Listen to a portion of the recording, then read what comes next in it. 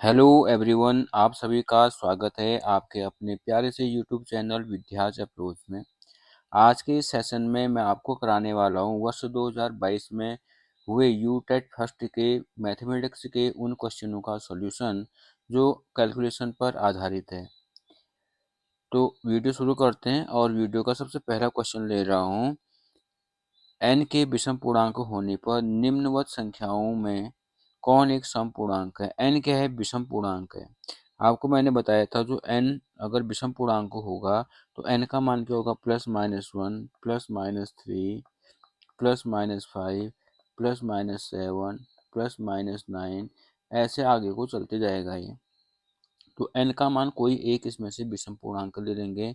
माना मैं n का मान 1 ले रहा हूँ, n बराबर क्या ले लिया? 1। तब मैं पहला ऑप्शन चेक कर रहा हूँ, ऑप्शन ए चेक करता हूँ। ऑप्शन ए में लिखा है 3n-8, 3 इंटू एन, एन के प्लेस पर 1 लिख दूंगा तो आ जाएगा 3 इंटू 1-8, 3 1 जा 3 -8 यानी क्या आ जाएगा? -5। 3 में से 8 घटा के -5 आएगा। -5 एक क्या है? विषम पूर्णांक है। ठीक है, अगला जाते हैं, बी ऑप्शन चेक कर रहा हूँ। 5n² + 4 लिखा है। 5 n के प्लेस पर मैं 1 लिख रहा हूँ, 1 का स्क्वायर प्लस 4 लिखूंगा। 5 गुणा 1 का स्क्वायर 1 हो जाएगा +4, 5 एकम 5 धन 4 आ जाता है 9, जो कि क्या है? एक विषम पूर्णांक है। सी ऑप्शन चेक कर रहा हूँ। 3n² + 5, 3n की वैल्यू 1 रख दी, +5 है और 1 का स्क्वायर 1 होता है +5, 3 एकम 3 धन 5 कितना होता है? 8। 8 एक सम पूर्णांक है क्योंकि 2 से कट जाएगा। ऐसी डी ऑप्शन चेक कर लेता हूँ। 4n² + 5, 4n की प्लेस पर 1 लिख दिया, 1 का स्क्वायर +5, 4 इंटू 1 का स्क्वायर 1 होता है +5, 5 4 एकम 4 धन 5 कितना होता है? 9। 9 और एक क्या है? विषम पूर्णांक है। अब आपको इसमें बताना है कि इसमें कौन सा ऑप्शन करेक्ट होगा। तो पूछ रहा था कौन एक सम पूर्णांकों को व्यक्त करता है, तो सम पूर्णांकों को सी ऑप्शन व्यक्त कर रहा है, यानी कि सी वाला ऑप्शन यहाँ पर जो होगा करेक्ट आंसर होगा। अब आ जाइए अगले क्वेश्चन पर। प्रथम 15 पूर्ण संख्याओं का औसत होगा। प्रथम 15 पूर्ण संख्या लिखनी है। प्रथम 15 पूर्ण संख्याएं क्या क्या होती हैं? पूर्ण संख्याएं 0 से शुरू होती हैं।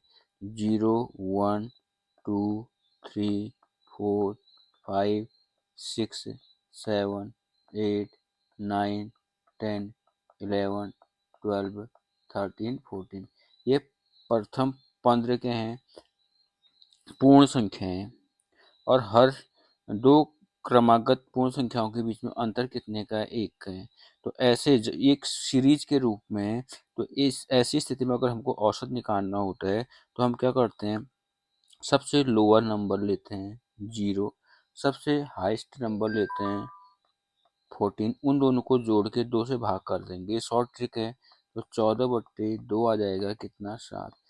अदरवाइज आपको लेंथी मेथड में क्या करना पड़ेगा? इन सब का जोड़ लेना पड़ेगा और फिर उसको 15 से भाग करना पड़ेगा, तब भी आपका कितना आएगा? 7 ही आएगा। यानी कि ऑप्शन डी क्या हो गया? करेक्ट आंसर हो गया। अब अगले क्वेश्चन पर आ जाते हैं। किसी त्रिभुज के लिए निम्न में से कौन सा कथन सत्य है? समस्त कोण न्यून कोण होते हैं? ऐसा नहीं होता है। अगर हमारे पास समकोण त्रिभुज है तो उसमें एक कोण क्या हो जाएगा? समकोण होगा, बाकी दो क्या होंगे? न्यून कोण होंगे। तो पहले ऑप्शन में बोला सभी कोण न्यून कोण होते हैं, ऐसा बोल रहा है, तो ऐसा होना जरूरी नहीं है, यानी कि पहला ऑप्शन क्या हो गया? गलत। एक कोण सदैव समकोण होता है, ऐसा भी नहीं है। अगर हमारे पास समबाहु त्रिभुज ले लें तो समबाहु त्रिभुज में तो तीनों कोण न्यून कोण होते हैं, समकोण तो इसमें कोई होता नहीं है। तो इसका मतलब सेकंड ऑप्शन भी क्या हो गया? गलत हो गया। एक कोण सदैव अधिक कोण होता है, ऐसा तो होता नहीं। अधिक कोण उसको बोलते हैं जो 90 अंश से अधिक होता है और 180 से कम होता है। तो यहाँ पर चाहे न्यून कोण हो चाहे समकोण हो, इसमें तो कोई भी कोण आपका अधिक कोण नहीं है, यानी कि सी ऑप्शन भी क्या हो गया? रॉन्ग हो गया। एक कोण सदैव न्यून कोण होता है। आप चाहे अधिक कोण त्रिभुज लें, चाहे समकोण त्रिभुज लें, चाहे समबाहु त्रिभुज ले लें, इन सब में कम से कम एक कोड क्या आएगा आपका, न्यून कोड आएगा, यानी कि ऑप्शन डी क्या हो जाएगा, सही होगा। अब अगले क्वेश्चन पर आते हैं। इसमें लिखा है यदि वर्गमूल 2916 का मान कितना है, 54 है, यानी कि 2916 का वर्गमूल कितना दे रखा है, 54। तो आपको नीचे जो दिया गया है इसका वर्गमूल निकालना है। तो देखिए आप इसमें 29.16 का रूट दिया है, प्लस स्क्वायर रूट के अंदर लिखा है 0.2916, प्लस स्क्वायर रूट के अंदर लिखा है 0.002916, प्लस फिर वर्गमूल के अंदर लिखा है 0.00002916। अब यहाँ पर देखिए सब में से दशमलव स्थानों को क्या कर देता हूँ, हटा देता हूँ। तो इसको लिख सकता हूँ 2916 अपॉन, दो स्थान दशमलव हटा तो नीचे 100 लिखूंगा। फिर इसको भी ऐसे करूंगा 2916, इसमें 4 स्थान दशमलव हटा तो 4 शून्य लगा के 1 लिख दूंगा ऐसे, यानी कि 10,000 आ जाएगा। इसमें 1 2 3 4 5 6, यानी कि 6 शून्य लिखूंगा हर में और 1 लिख दूंगा और ऊपर दशमलव हटा दूंगा।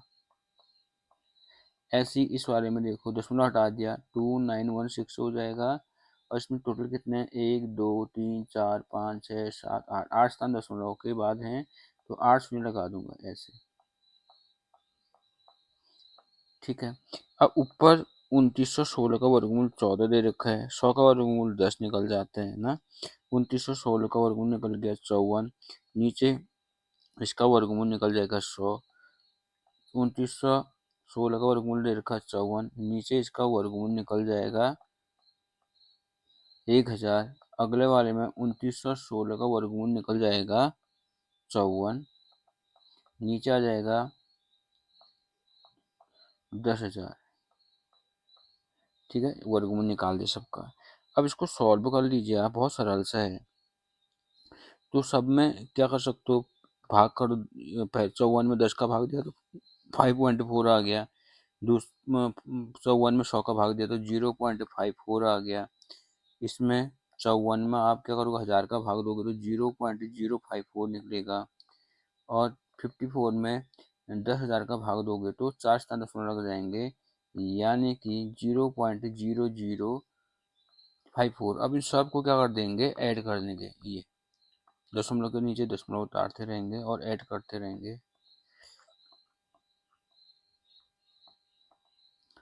जोड़ दो 4 5 4 9 9 9, और ये कितना आ रहा है 5, तो 5.9994 निकल रहा है। 5.9994 निकल रहा है, यानी कि ऑप्शन सी क्या होगा इसका करेक्ट आंसर होगा। अब आ जाइए अगले सवाल पे। क्या लिखा है, एक आयत को क्षैतिज रूप में 2 बराबर भागों में बांटा जाता है। ये आयत बनाना है आपको। ठीक है,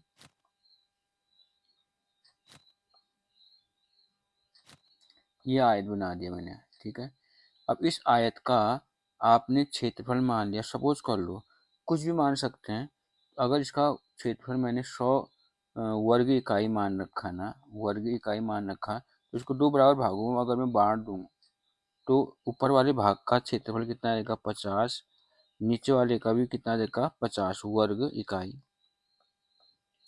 अब नीचे वाले को 1 2 3 4 4 बराबर हिस्सों में बांट रखा है ऐसे, तो क्या हो जाएगा, यानी कि एक एक छायांकित भाग का क्षेत्रफल क्या हो जाएगा, 50 का आधा हो जाएगा। मतलब क्योंकि 2 से छायांकित हैं, 2 से छायांकित नहीं है नीचे वाले के, तो नीचे वाले पोर्शन का जो क्षेत्रफल 50 है, तो 50 के क्या का आधा हिस्सा छायांकित ने ले रखा होगा, आधा हिस्सा ब्लैंक ने ले रखा है, यानी कि 25 वर्ग इकाई क्या हो गया, छायांकित का हो गया।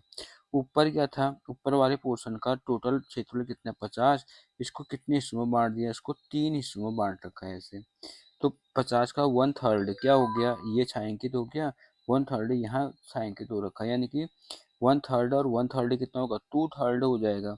यानी कि 50 का 2/3 इकाई ऊपर छायांकित है, 25 वर्ग इकाई नीचे है, यानी 50 दूना 100 बट्टे 300 वर्ग इकाई ऊपर छायांकित हो गया। तो छायांकित कैसे निकालेंगे, कुल छायांकित कैसे लिखेंगे, जोड़ देंगे दोनों को, 100 बट्टे 3 धन 25। तो कितना आएगा 100 धन 25 या 75 बट्टे कितना आ जाएगा 3। तो क्या लिखूंगा मैं इसको 175 बट्टे 3। ठीक है। अब बोल रहा है कि निचले भाग को 4 भागों में बांटा जाता है, मूल का कितना भाग छायांकित होगा, मूल का कितना भाग छायांकित, यानी कि छायांकित भाग धन मूल भाग न छायांकित भाग बट्टे मूल भाग, ऐसे निकालेंगे। छायांकित भाग है 175 बट्टे 3 और मूल कितना था 100। तो इसको सॉल्व कर देते हैं। 175 बट्टे कितना जाएगा 300। अब ये 25 से कट जाते हैं, 25 सत्ते 75, 25 से कम 25, 25 50, यानी कि कितना आएगा 7 बट्टे 12। यानी कि ऑप्शन जो मेरा सी यहाँ पर क्या करेक्ट आंसर है। अब आ जाइए अगले सवाल पर। अगला सवाल है 4 की घात 61, 4 की घात 62 धन 4 की घात 63 धन 4 की घात 64 किससे विभाज्य है। 4 प्लस 4 प्लस 4 प्लस 4 ये आपको दिया हुआ है। अब देखो सबका जो बेस है वो 4 है, तो इसका मतलब है इसमें हम क्या करेंगे, 4 की सबसे जो लोअर पावर है यानी कि 61 है, तो उसको कॉमन ले लेंगे। 4 कॉमन ले लेंगे। और कॉमन लेने का मतलब हुआ सबकी पावर में हम 61 को क्या कर देंगे, माइनस कर देंगे, क्योंकि सबका बेस क्या है 4 है। तो 4 माइनस 61, 4 माइनस 61, 4 4 माइनस 61। इसको सॉल्व कर लें। 4 मल्टीप्लाई 4 4 4 3 4 1, ये हो जाएगा 2, ये हो जाएगा 3।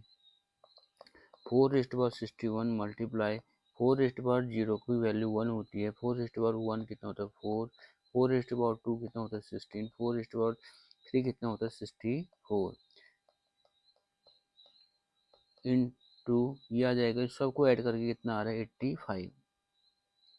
अब इसमें देखिए 4 मल्टीप्लाई 85 के फैक्टर करेंगे तो 5 इंटू 17 आ जाता है, यानी कि जो गिवन नंबर है उसमें 4 का भी भाग जाएगा, 5 का भी जाएगा, 70 का भी। तो ऑप्शन चेक कर लेते हैं। तो ऑप्शन में बी भी सही आ रहा है, डी भी सही आ रहा है, यानी कि यहाँ पर जो विकल्प बी और डी है वो दोनों ही क्या हैं, सही हैं। अब आ जाते हैं अगले सवाल पर। एक वर्ग की भुजा कितनी है, 4 सेंटीमीटर है। ठीक है, माना वर्ग की भुजा मान लेते हैं, माना वर्ग की जो भुजा है उसका नाम रख दिया मैंने ए, और ए की वैल्यू क्या दे रखी है 4 सेंटीमीटर। तो वर्ग का क्षेत्रफल कितना आ जाएगा, वर्ग का जो एरिया होगा ए, कैपिटल ए, वो आ जाएगा भुजा गुणा भुजा, यानी कि ए इंटू ए, यानी कि 4 इंटू 4, यानी कि 16 सेंटीमीटर स्क्वायर। अब क्या बोले, इसे काट कर 4 बराबर भागों में बांट दिया गया है, 4 बराबर भागों में बांट दिया गया है। तो आप सोचो कि वर्ग है, इसकी भुजा अगर ए है, ऐसे ना, ऐसे ए है इसकी भुजा, इसको 4 बराबर भागों में बांट रखा, तो जो छोटा वर्ग निकलेगा उसकी भुजा कितनी हो जाएगी, मूल वाले वर्ग की भुजा का आधा हो जाएगी। ठीक है ना, छोटे वर्ग की भुजा कितनी हो जाएगी, हो जाएगी a/2। तो इसका क्षेत्रफल कितना आ जाएगा, क्षेत्रफल आ जाएगा a/2 का होल स्क्वायर, यानी कि ए स्क्वायर बाई कितना हो जाएगा 4, यानी कि ए स्क्वायर कितना निकला 16/4, यानी कि 4 सेंटीमीटर स्क्वायर, यानी कि ऑप्शन क्या निकल रहा ए इसका सही निकल रहा। ठीक है, वैसे भी आप डायरेक्ट निकाल सकते हो, वर्ग का क्षेत्रफल निकाला था 16, 4 बराबर भागों में बांट रखा, तो 7 से इसको डिवाइड कर देंगे, 16 में 4 का भाग देंगे, कितना जाएगा 4, सीधे मौके बन जाएगा, इसमें ज़्यादा दिमाग लगाने की ज़रूरत नहीं थी। अब आ जाइए अगले सवाल पे। अगला सवाल लिखा है वर्गमूल के अंदर लिखा है 242 धन, फिर लिखा है वर्गमूल के अंदर 52 धन 144। अब मुझे बताइए 144 में आप 52 को जोड़ दोगे तो कितना आ जाएगा 196, यानी कि इसको सॉल्व करके मिल रहा है 242 धन वर्गमूल के अंदर मिल रहा है 196। अब आपको मालूम है 196 का जो वर्गमूल होता है वो 14 होता है, तो ये हो जाएगा 242 धन 14। अब 242 में आपको 14 ऐड करना है, 4 2 6 5 और ये 256 हो गया। वर्गमूल कितना हो गया 256। 256 का वर्गमूल कितना होता है 16, यानी कि ऑप्शन ए क्या आ रहा है, करेक्ट आ रहा है। अब आ जाइए अगले सवाल पे। अगले सवाल में दिया है 4 होल 1/2 3 10 होल 1/2 का लॉसो क्या होगा, लॉसो निकालना है इसका। तो 4 होल 1/2 को अगर सॉल्व कर रहे हैं, ये मिक्स फ्रैक्शन है, तो 4 2 जा 8 प्लस 1 कितना 9/2। और 10 होल 1/2 को सॉल्व कर रहे हैं, 10 2 जा कितना 20 प्लस 1 21/2। तो मुझे एलसीएम निकालना है 9/2 3 और 21/2। और 3 के हर में कुछ नहीं है, कितना मान लेंगे 1। जब भी कोई फ्रैक्शन होती है उसका एलसीएम निकालना होता है तो हम न्यूमरेटर का क्या लेते हैं, न्यूमरेटर का एलसीएम ले लेते हैं। न्यूमरेटर का एलसीएम और डिनोमिनेटर का क्या लेते हैं, एचसीएफ लेते हैं। एचसीएफ किसका, डिनोमिनेटर का लेते हैं। एलसीएम यहाँ पर किस किस का लेंगे 9 3 और 21 का, और एचसीएफ ले लेंगे 2 1 और 2 का। 9 3 और 21 का एलसीएम कितना आएगा 63, और एचसीएफ 2 1 2 का कितना आएगा 1। तो इसका आंसर निकल गया 63। ऑप्शन ए क्या निकला इसका करेक्ट आंसर। अब आ जाइए अगले क्वेश्चन पर।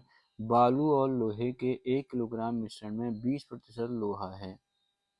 लोहे की मात्रा को 10% करने के लिए कितनी मात्रा में बालू और मिलानी होगी। बहुत सिंपल सा क्वेश्चन है। 1 किलोग्राम में कितना है 20% क्या है, लोहा है। 1 किलोग्राम को बोलते हैं 1000 ग्राम, यानी कि 1000 ग्राम में लोहा, लोहा कितने है 20%, यानी कि लोहा जो होगा इसका मतलब 1000 का कितना निकालेंगे 20% निकालेंगे, तो ये आ जाएगा 200 ग्राम। 200 ग्राम क्या है, लोहा है। लोहे की मात्रा को 10% करने के लिए कितनी मात्रा में बालू और मिलाना पड़ेगा। अब मुझे बताइए 1000 में से 200 ग्राम क्या था, आपका लोहा था, तो बालू कितना होगा। बालू होगा 1000 में से 200 को क्या कर देंगे माइनस, यानी कि 800 ग्राम क्या होगा बालू होगा। ठीक है, अब हमको क्या करना है, इसमें बोल रहा है कि लोहे की मात्रा 10% रखने के लिए, लोहे की मात्रा को कितना रखना है 10% रखने के लिए कितनी मात्रा में बालू और मिलाना होगा। अब बहुत सिंपल सा है, लोहे की जो मात्रा होगी वो कितनी होगी 10% होगी, किसकी, बालू मिलाने के बाद कितनी मात्रा में बालू और मिलाना है। तो माना बालू कितना मिलाया, माना मिलाया गया बालू, मिलाया गया जो बालू है वो कितना है x। तो कुल मिश्रण कितना हो जाएगा मुझे बताइए। कुल मिश्रण हो जाएगा 1000 ग्राम, तो पहले से ही था, x ग्राम हमने बालू और मिला दिया, तो 1000 प्लस x ग्राम, ये क्या आ जाएगा कुल मिश्रण। इसका 10% कौन होगा, लोहा होगा। तो जो प्रश्न है, प्रश्नानुसार 1000 धन x का जो 10% है वो क्या है, बालू है। और बालू कितना है ना, लोहा है। लोहा कितना है इसमें, लोहे के साथ तो कोई छेड़खानी नहीं की गई है, तो 200 ग्राम है। तो सॉल्व कर लो आप इसको।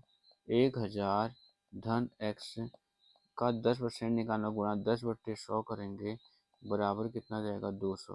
तो एक शून्य से एक शून्य कट गया, तो यह आ जाएगा 1000 धन x बराबर 2000 आ जाएगा, क्योंकि 10 को 200 से गुणा के 2000 आ जाएगा।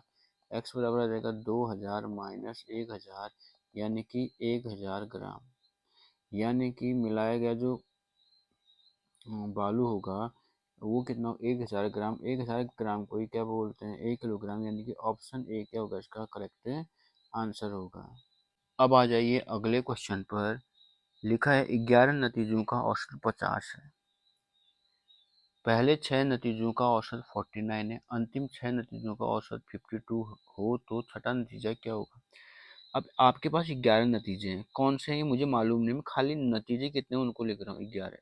11 नतीजे कौन कौन से हो गए 1 2 3 4 5 6 7 8 9 10 11 11 नतीजे हैं। मैंने खाली उनकी नंबरिंग कर रखी, नतीजे कौन से पता नहीं मेरे को, ठीक है। अब 11 नतीजों का 11 नतीजों का औसत दे रखा है, कितना दे रखा है 50। तो 11 नतीजों का योग फल कितना होगा, कैसे निकालेंगे, औसत से कितने नतीजे थे 11 उनको गुणा कर दूंगा तो 550 होगा, ठीक है।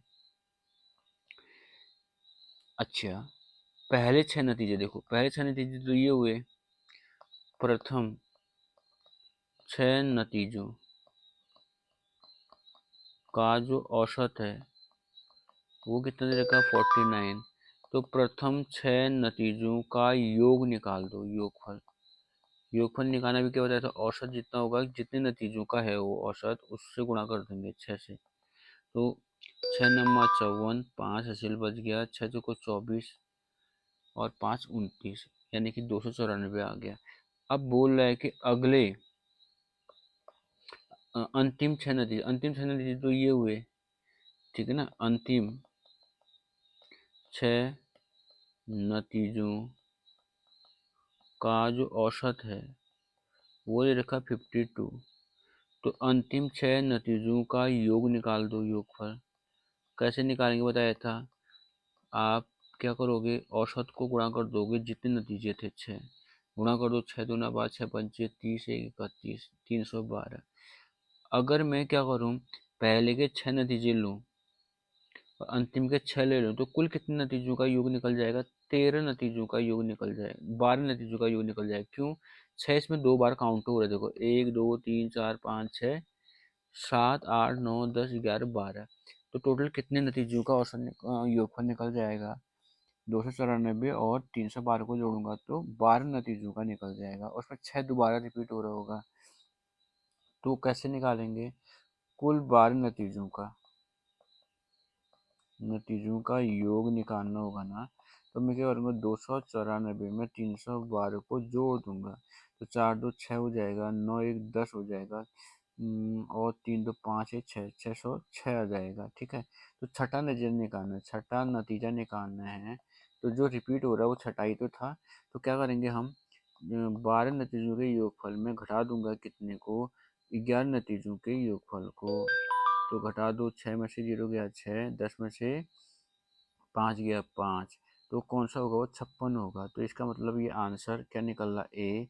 ऑप्शन जो ए है इसका करेक्ट होगा। अब आ जाइए अगले सवाल पर। एक रेलगाड़ी देहरादून से 30 सितंबर 2022 को 16:30 यानी कि शाम के 4:30 बजे गई थी, सायं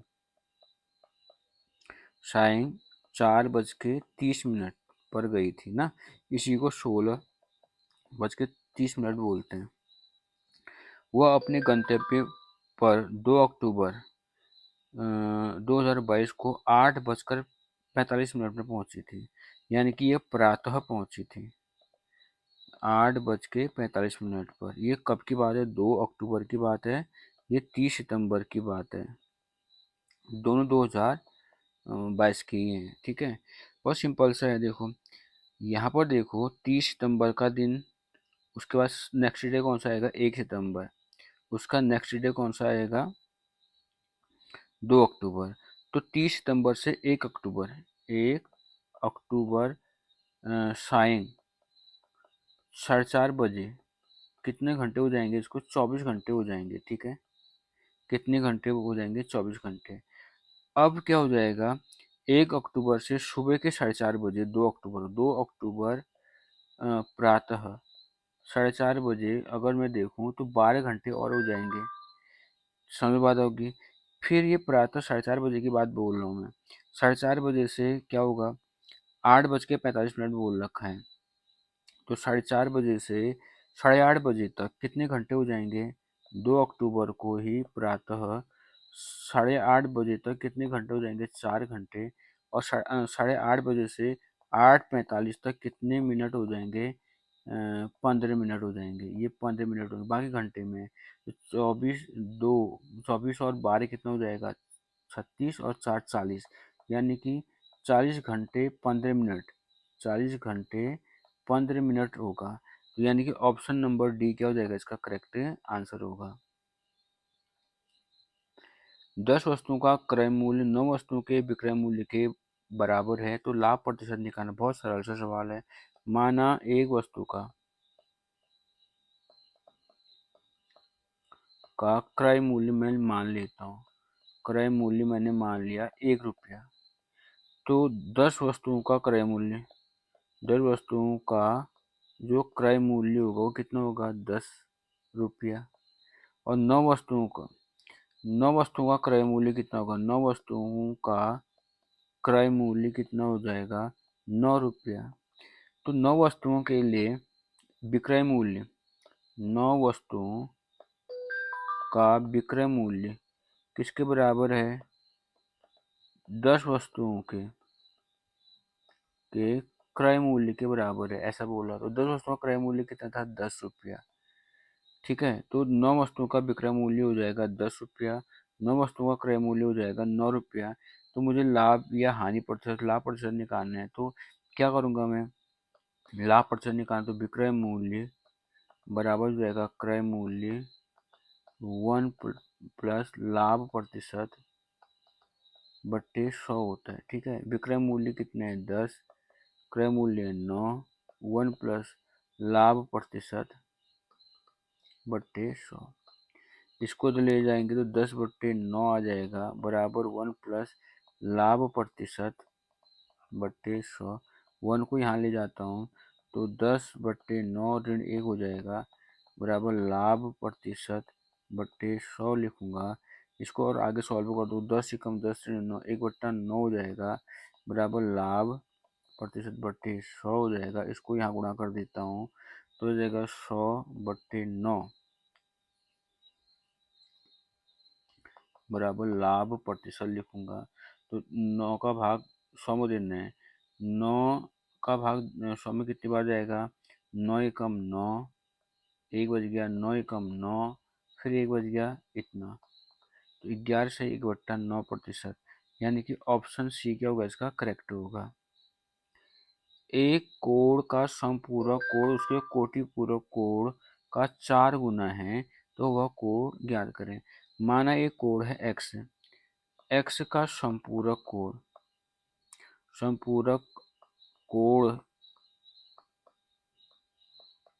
क्या है, y है। इसका मतलब x प्लस वाई बराबर आ जाएगा 180 अंश। और x का कोटि पूरक कोण मान लिया मैंने z है, तो यानी कि x प्लस जेड बराबर आ जाएगा 90 डिग्री। कोटि पूरक कोणों का योग कितना होता है, 90, संपूरक का होता है 180। अब बोल रहा है कि जो कोटि पूरक है, संपूरक कोण है, वो कोटि पूरक कोण का 4 गुना है। संपूरक कोण तो y है और कोटि पूरक कोण कौन है, z है, यानी कि y जो है वो z का 4 गुना है, यानी कि 4z के बराबर है। तो y के प्लेस पर हम 4z लिख देंगे। तो x plus Y equal to 180 दिया है, तो x प्लस वाई की जगह पर 4z लिखूंगा, तो ये कितना आएगा, x plus 4z equal to 180 degree आ जाएगा। और आपको मालूम है एक्स प्लस जेड बराबर 90 डिग्री की रेखा, दोनों को घटा देता हूँ मैं, घटाने में चिन्ह बदल जाएंगे, एक्स से एक्स कट गया, 3z बराबर आ जाएगा 90, तो z बराबर आ जाएगा 90/3 बराबर, यानी कितना आ जाएगा 30 डिग्री। तो z का मान कितना निकल गया, 30 डिग्री। तो मुझे निकालना है वह कोण, यानी कि x की वैल्यू निकालनी है। तो x की वैल्यू अगर मैं मुझे निकालनी है तो मैं क्या कर देता हूँ, z का मान समीकरण 2 में रख देता हूँ। तो x प्लस z का मान है 30 बराबर 90 डिग्री, तो x बराबर जाएगा 90 डिग्री माइनस 30 डिग्री, तो आ जाएगा आपका 60 डिग्री, यानी कि ऑप्शन डी क्या होगा इसका करेक्ट आंसर होगा। एक रेलगाड़ी किसी खंबे को, एक खंबा है ना, इस खंबे को कोई रेलगाड़ी है वो पार करती है, तो खंबे को कितने सेकंड में पार करती है? 15 सेकंड में पार करती है। तो रेलगाड़ी की चाल निकल जाएगी। देखो, जब कोई खंबा होता है ना, उसको कोई रेलगाड़ी पार कर रही होती है, तो ऐसी स्थिति में तय की गई दूरी किसके बराबर होती है? रेलगाड़ी की वो लंबाई के बराबर होती है। तो रेलगाड़ी की जो लंबाई है हम उसको मान लेते हैं एल ना। खंबे को पार करने में लिया गया समय कितने हैं? 15 सेकंड है। तो रेलगाड़ी की चाल निकाल लेते हैं, तो चाल बराबर हो जाएगा दूरी बट्टे समय, यानी कि एल अपॉन 15, ये हो जाएगा मीटर पर सेकंड। रेलगाड़ी की लंबाई हमने मीटर में मान रखी है, ठीक है। अब प्लेटफॉर्म आ गया, इसको रेलगाड़ी ने पार करना है, और किस चाल से पार कर रही है इसको? कितने समय में पार कर रही है? 25 सेकंड में पार कर रही है। जब भी प्लेटफॉर्म को पार करेगी तो रेलगाड़ी द्वारा तय की गई दूरी क्या होती है? प्लेटफॉर्म की लंबाई धन रेलगाड़ी की लंबाई। और प्लेटफॉर्म की लंबाई दे रखी है 100 मीटर। प्लेटफॉर्म की लंबाई कितनी दे रखी है? 100 मीटर दे रखी है ना। और जो रेलगाड़ी है, रेलगाड़ी की लंबाई हमने एल मान रखी है। प्लेटफॉर्म को पार करने में तय दूरी कैसे निकालेंगे? प्लेटफॉर्म की लंबाई में रेलगाड़ी की लंबाई जोड़ देंगे तो चाल निकाल लेंगे। तो चाल कैसे लेंगे? दूरी, यानी कि तय की गई दूरी अभी कितनी है? 100 प्लस एल। और समय कितना लिया है? 25 कितना सेकंड है। तो ये निकल जाएगा एल प्लस 100/25 मीटर पर सेकंड। पर चाल तो बराबर ही होगी रेलगाड़ी की, तो दोनों को इक्वल लिख देंगे। तो L/15 बराबर आ जाएगा 100 प्लस L/25। तो इसको तिरछा गुणा कर दो आप, तो कितना आएगा? 25L बराबर 1500 प्लस 15L। इसको इधर ले आते हैं, 25L माइनस 15L बराबर 1500। तो 10L बराबर आ जाएगा 1500, शून्य शून्य कट गया, तो L बराबर आ जाएगा 150 मीटर। तो L क्या थी? रेलगाड़ी की लंबाई।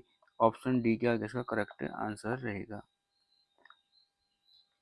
अब आ जाए अगले क्वेश्चन पर। लिखा है 3759 गुणा 9573 के गुणनफल में इकाई अंक और दहाई अंक का योगफल निकालना। बहुत सरल सा सवाल है, पूरा गुणा करने की जरूरत नहीं है। इन दोनों को पूरा गुणा करने की जरूरत नहीं, मुझे इकाई और दहाई के अंक का योगफल निकालना है। तो इकाई और दहाई को ही गुणा करेंगे। देखो, 3 कितना हो गया? 27 हासिल 2, 5 15, 15 2 कितना हो जाएगा? 17।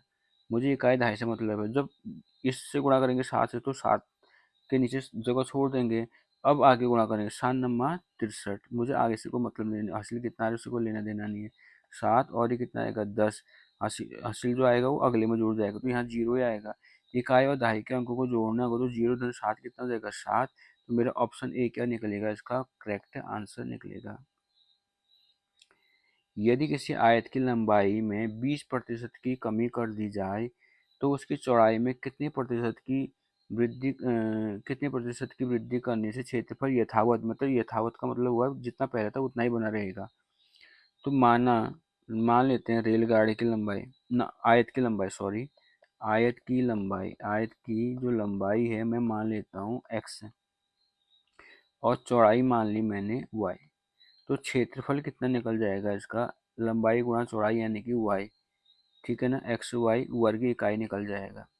अब लंबाई में वृद्धि कर दी, लंबाई में 20% की कमी करके, सॉरी क्या करके कमी, तो लंबाई में 20% की कमी का मतलब क्या हुआ? जो लंबाई है पहले x, उसमें घटा दूंगा x का कितना प्रतिशत? 20%। तो यह x कॉमन निकल गया, तो कितना जाएगा? 1 - 20/100। 20 कम 20 × 25 कितना देगा? 5 कम 5 ऋण 1 4 x/5। लंबाई कम है तो जो नई लंबाई निकल जाएगी, वही निकल जाएगी। अब बोला चौड़ाई में कितने प्रतिशत की वृद्धि कर दी जाए। माना चौड़ाई में 8% की वृद्धि की गई तो नई चौड़ाई कैसे निकालेंगे। पुरानी चौड़ाई जो थी y, उसमें बढ़ा देंगे कितना, y का 8%, y गुणा r बट्टे 100। y क्या निकल गया इसमें कॉमन, तो 1 प्लस r अपॉन क्या निकल गया 100। अब क्षेत्रफल कितना निकल जाएगा, नया क्षेत्रफल वो निकल जाएगा, नई लंबाई को नई चौड़ाई के साथ गुणा कर देंगे। नई लंबाई निकल ली 4x अपॉन 5 गुणा नई चौड़ाई y into 1 plus r upon 100 निकल रहा है। ये निकल गया नया क्षेत्रफल। परंतु बोल रहा है कि जो नया क्षेत्रफल है वो किसके बराबर है, पुराने क्षेत्रफल के बराबर ही यथावत बना रह रहा है, मतलब पुराने और नए दोनों के बराबर है। इसका मतलब 4xy upon 5 into 1 plus r upon 100 ये नया था, किसके बराबर होगा, पुराने के बराबर। एक्स वाई से एक्स वाई कितनी बार कट जाएगा, एक बार। ठीक है, सॉल्व कर देते हैं। 1 प्लस r अपॉन 100, ये 5 एकम 5 बट्टे कितना हो जाएगा 4, तो r अपॉन 100 इक्वल हो जाएगा 5 बट्टे 4, एक को पक्षांतर कर दिया -1 हो जाएगा, तो r अपॉन 100 इक्वल हो जाएगा 4 एकम 4, 5 में 4 घटा 1 बट्टे 4, और इस 100 को तिरछा गुणा कर देंगे तो r बराबर आ जाएगा 100 बट्टे 4 यानी कि 25%। तो ऑप्शन कौन सा निकल रहा है इसका, ऑप्शन ए इसका करेक्ट आंसर है। ऑप्शन ए क्या इसका करेक्ट आंसर है। यदि दो संख्याओं का योग तथा गुणनफल क्रमशः 5 और 36 है, योग 5 दे रखा है, गुणनफल कितना दे रखा है 36 दे रखा है, तो उनके व्युत्क्रमों का योग निकालना है। माना दो संख्याएं मैंने मान दी x और y, इनका योग दे रखा है, योग कितना, योग मतलब x और y को जोड़ के कितना आ रहा है 5। इनका गुणनफल दे रखा है, गुणनफल का मतलब x और y को गुणा करके कितना आ रहा है 36। हमको निकालने इनके व्युत्क्रम, x का व्युत्क्रम हो जाएगा 1/x, y का व्युत्क्रम हो जाएगा 1, इनका योग निकालना है, व्युत्क्रमों का योग। x का व्युत्क्रम 1/x, y का व्युत्क्रम 1/y, इनको योग मतलब इन दोनों को जोड़ दूंगा। तो इसको एलसीएम लेके सॉल्व कर दो, एक्स वाई इसका एलसीएम निकल गया y plus X, Y plus X को x प्लस वाई बोलते हैं। x प्लस वाई का मान कितना दे रखा है हमको 5, और एक्स वाई का मान कितना दे रखा है 36, तो ऑप्शन निकल रहा सी इसका करेक्ट आंसर है। दिए गए चित्र में ओपी आर एस के समानांतर है, ये रेखा इस रेखा के क्या समांतर है। Angle O P Q 100 degree दे रखा है, एंगल क्यू आर एस 140 दे रखा है, तो पी क्यू आर निकालना है, एंगल पी क्यू यू वाला एंगल निकालना है। तो हम क्या करेंगे, क्यू से होती हुई एक लाइन ऐसे खींचेंगे कि वो इन दोनों रेखाओं के क्या जाए समांतर, ये दोनों एक दूसरे के समांतर है। तो अगर ये दोनों रेखाएं एक दूसरे के समांतर दे रखी हैं, अगर मैं इस रेखा के समांतर कोई लाइन खींचूं एल, तो ये एल रेखा इसके समानांतर अपने आप ही हो जाएगी। अब आपको मालूम है समांतर रेखाओं के अंतःकोणों का योग, एक ही ओर के बने अंतःकोणों का योग 180 होता है। तो यहाँ पर इस वाले एंगल और इस वाले एंगल को जोड़ के कितना आएगा 180 आएगा। तो ये ऑलरेडी उस 180 में से 140 तो ये खुद ही ले गया, तो ये कितना हो जाएगा 40 डिग्री हो जाएगा। इस वाले एंगल और इस वाले एंगल को जोड़ के, इस वाले एंगल और इस वाले एंगल को जोड़ के 180 आ जाएगा। 100 ये ले गया तो ये नीचे वाले कितना आएगा 80 आ जाएगा, बच जाएगा। अब पूरा एंगल कितने का होता है, सरल रेखा पर कितने अंश का कोण बनता है 180 अंश का कोण बनता है। तो इस एंगल को जोड़े कितना आएगा 180, यानी कि 80 धन 40 धन ये वाला एंगल जिसको हमको ज्ञात करना है, यानी कि पी क्यू आर, इन तीनों को जोड़े कितना आएगा 180, ये कितना हो जाएगा 120 धन एंगल पी क्यू आर बराबर 180 डिग्री। तो एंगल पी क्यू आर बराबर आ जाएगा 180 माइनस 120 बराबर 60 डिग्री। समझ में बात आ गई होगी, यानी कि ऑप्शन नंबर बी क्या निकल रहा है इसका सही निकल रहा है। अब आपको निकालना है 37.188 डिवाइड 3.6 का मान। सरल सा सवाल है, 37.188 को डिवाइड करना है 3.6 से। बहुत सरल सवाल है। तो हम क्या करेंगे, 37 पॉइंट हटा दे ऊपर से, ठीक है, और नीचे से भी हटा दे। ऊपर 3 स्थान दशमलव है, नीचे 1 स्थान दशमलव है, तो नीचे कम है कितने स्थान दशमलव 2, तो नीचे 2 शून्य बढ़ा दूंगा। अब हम क्या करेंगे, ये हो जाएगा 37,188 डिवाइड 36 गुणा 100। समझो बात आगे होगी, 36 गुणा 100। अब 36 का भाग हम 37,188 में देंगे तो वो जाता है 1033 बार, और 1033 को मैं 100 से भाग कर दूं तो आ जाएगा 10.33। तो यानी कि ऑप्शन सी क्या इसका करेक्ट रहेगा। अगला सवाल लिखा है, मैं कौन सी संख्या हूँ, मैं 2 अंकों की सम संख्या हूँ, मैं 3, 4, 6 का सार्वगुणज हूँ, यानी कि 3 का भाग भी जाता है, 4 का भी जाता है और 6 का भी भाग जाता है उस संख्या में, मेरे कुल 9 गुणनखंड है। सबसे पहली बात, इसको हम आसानी से बना सकते हो, ज़्यादा सोचने की ज़रूरत नहीं पड़ेगी। हम इसके ऑप्शन से इसको बना देते हैं, 36 के फैक्टर बना देते हैं। 36 के फैक्टर क्या होंगे, 2 गुणा 2 गुणा 3 गुणा 3, ये तो होगा, यानी कि 2 की घात 2 गुणा 3 की घात 2। अब इसके कुल कितने गुणनखंड होंगे, कुल गुणनखंड 36 के कुल गुणनखंड निकाल देते हैं। तो हम क्या करते हैं, जो इनकी घात निकाल ली ना, इनमें एक एक बढ़ा के गुणा कर दें। 2 में 1 बढ़ा दिया और इसके 2 में भी 1 बढ़ा दिया, इन दोनों को गुणा कर दिया, तो 3 गुणा 3 आगे कितना है, 9। यानी कि 36 के कुल कितने गुणनखंड होते हैं, 9 होते हैं। और 36 में क्या जाता है, 3, 4, 6 का भी भाग जाता है, सही हो गया। और 2 अंकों की सम संख्या 36 सम संख्या भी, यानी कि ऑप्शन ए क्या होगा इसका करेक्ट रहेगा। अब आ जाइए अगले क्वेश्चन पर। इसमें लिखा है 2, 3, 5, 9, 17, 33 डॉट डॉट डॉट अनुक्रम के अगली संख्या। यहाँ पर भरना है आपको, इस जगह पे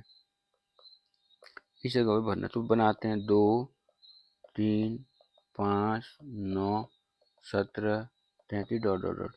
अब देखो, 2 और 3 में अंतर 1 का हुआ, 3, 5 में 2 का, 5 और 9 में 4 का, 17 और इसमें 8 का, 13 और 33 है यहाँ पर, 33 और 17 में 16 का अंतर है।